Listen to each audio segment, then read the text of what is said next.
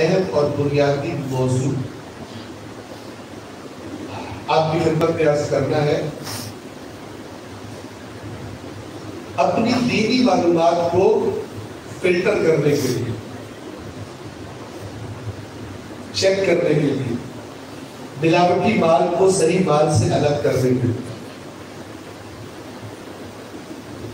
دیکھیں،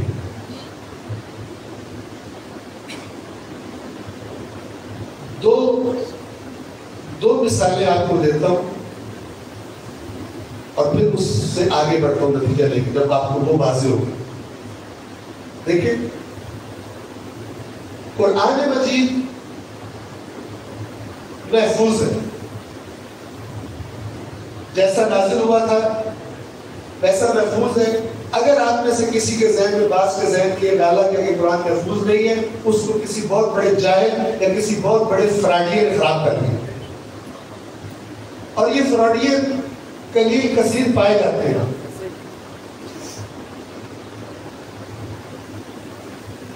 توجہ فرما رہے ہیں؟ اگر اللہ کے نبی کے زمانے والا قرآن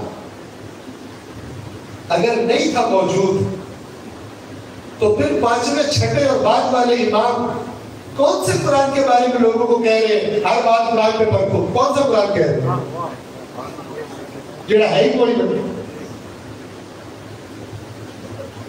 تو ایسی روایتیں ہیں، بہت کثرت سے روایتیں ہیں، لیکن سب جھوٹ ہے، محکم دلائل کے خلاف ہے۔ میری بات سنیں، ایک بات آپ نے سنی ہوگی، بعض اوقات جس کو غلط معنی لے لیا جاتا ہے کہ جناب مولا علی نے قرآن جمع کیا تھا، وہ قبول نہیں کیا گیا، سنا نا؟ اس کا کیا مطلب ہے؟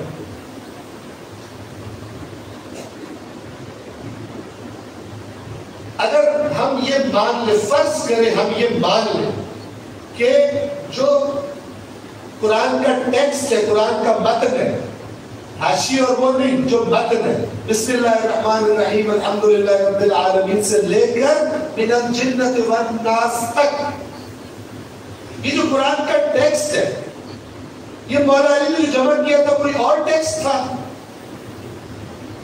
اگر ہم اسے یہ غلط ہے، باطل ہے، ابھی بتاتا ہوں آپ کو بڑا کلیئر ہے، 2 اور 2 4 کی طرح، اگر یہ بات مان لی جائے کہ یہ روایت صحیح ہے اور اس روایت کا یہ معنی ہے، تو پھر ایک بہت بڑا الزام مولا علی کی ذات اقدس کو برداشت کرنا پڑے گا۔ اور وہ الزام کیا ہے؟ یہ عقل کے اندھے، کیونکہ اپنے مطلب کو پورا کرنا ہوتا ہے، اس کا لازمہ اور نتیجہ دیکھتے ہی نہیں ہے۔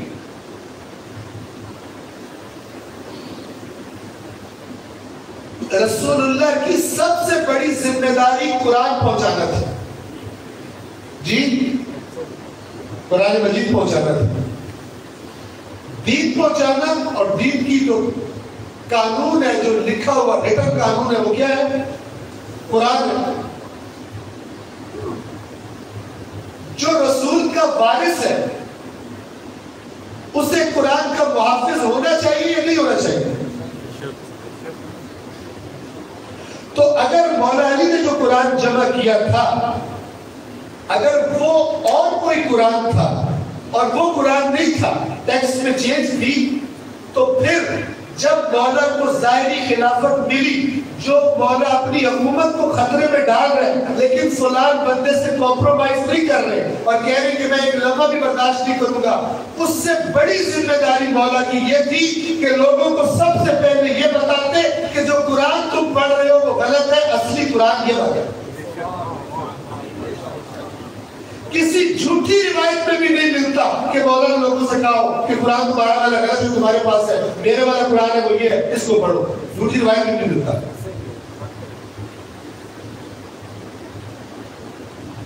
لیکن بعض لوگ ایسی علمی کھچڑی پکاتے ہیں جس کا علم سے کوئی تعلق نہیں ہوتا، نہ ہی عقل سے۔ 5ویں امام، 6ویں امام، 8ویں امام وہ فرما رہے ہیں کہ اللہ کے قرآن سے دین لو۔ قرآن ہے ہی کوئی نہیں، وہ تو امام زمانہ لے کر آئے گا۔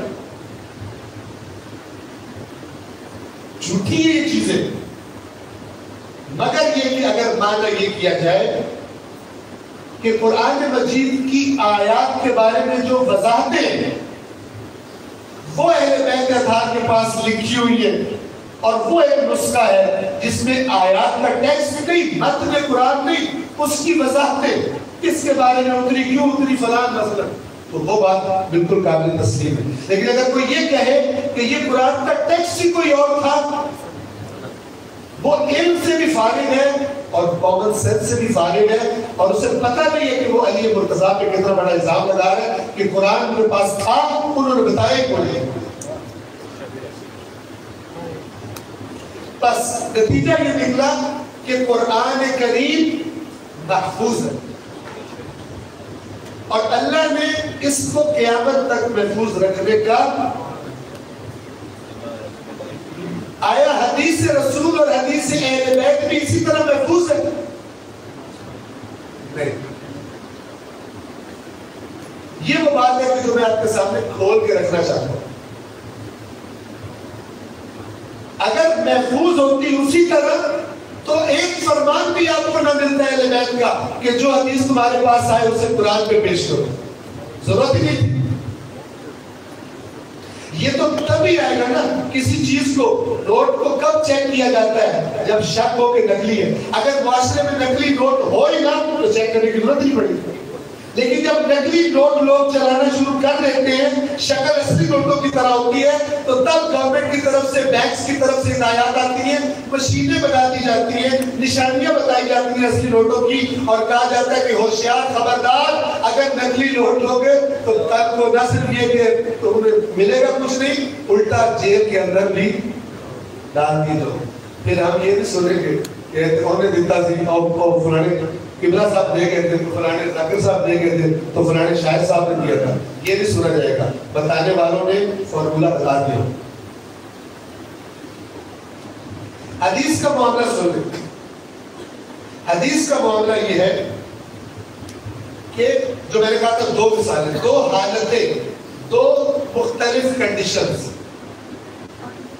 حالت نمبر 1 کہ میں یا آپ اللہ کے نبی کے سامنے یا امام معصوم کے سامنے موجود ہوں اور ان کی زبان اقدس سے کوئی فرمان سنے، تو محال ہے کہ وہ اللہ کی کتاب کے خلاف ہو۔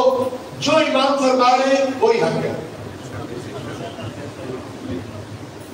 لیکن آیا ہم جو حدیثیں سنتے ہیں وہ ہم اس طرح سنیے؟ ہم نے میرے ساتھ کہا، آپ نے جتنی حدیثیں سنی ہیں، اللہ کے رسول نے فرمایا، مولا علی نے فرمایا، امام حسن، امام حسین، امام باقر، امام صادق نے علیہم افضل التحیۃ والسلام، ان ہستیوں نے فرمایا، آپ نے اس طرح سنی ہے کہ خود ان کے منہ سے سنی؟ جی نہیں۔ ان کو بھی پتا تھا کہ ہمارے لوگوں میں موجودگی کے زمانے کے بعد بھی ایک بڑا طویل زمانہ ہے، تو اس زمانے کے لیے بھی وہ بتا کر گئے، رہنمائی کر کے گئے، چونکہ وہ ایک اپنے زمانے کے لیے نہیں تھے، وہ ہر زمانے کے لیے تھے، کیونکہ وہ اس نبی کے وارث تھے جس کے بعد کوئی نبی آنا ہی نہیں تھا۔ قیامت تک وہی فائنل ورژن ہے اللہ کے دین کا جس کا نام اسلام ہے، اور جو اللہ کے نبی جد الحسن والحسین کی حیات مبارکہ میں کامل کر دے، اسی کے محافظ تھے۔ بس ہم نے ان کی زبانوں سے، ان کے دہن مبارک سے ہم نے یہ فرامین نہیں سنی۔ ہم نے کہا یا کتابوں سے پڑھے یا علماء کرام سے سنے، اور یا ان سے بھی سن لیے جو علماء کرام نہیں تھے۔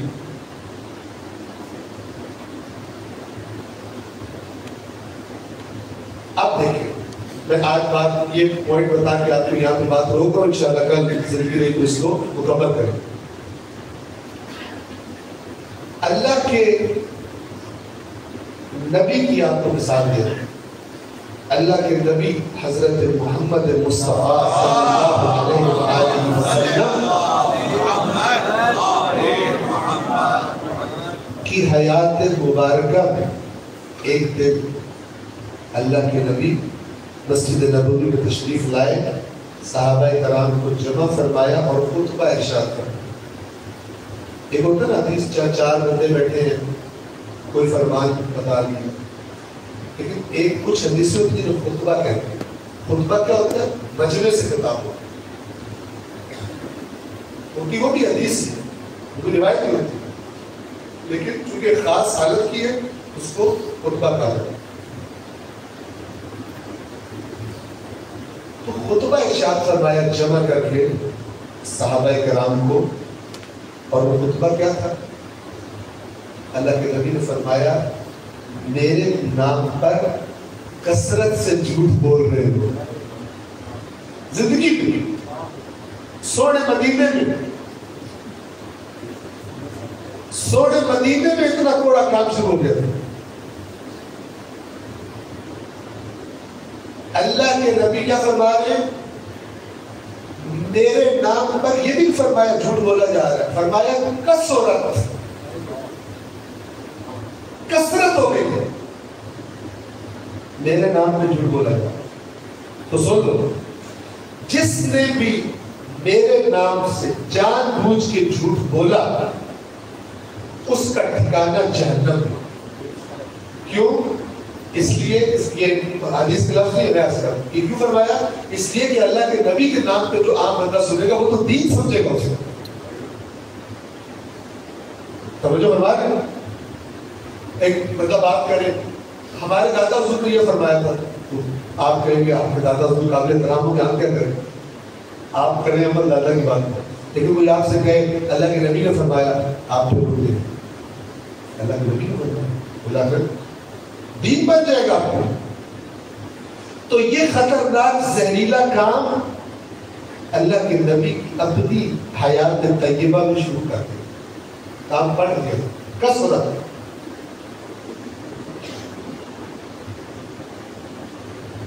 اسی طرح ائمہ اہل بیت کا مسئلہ ہے، اسی طرح ائمہ اہل بیت کا مسئلہ ہے۔ وقت چونکہ تمام ہے تو ائمہ کی بھی ایک مثال آپ کو دے کر کہ ان کی زندگیوں میں کس طرح لوگوں نے ان پہ جھوٹ بولے اور کس طرح انہوں نے فرمایا کہ یہ تم لے کر آئے ہو یہ ہماری حدیثیں ہے جھوٹوں نے، اور بعض کے نام لے کے ان پر لعنتیں کی۔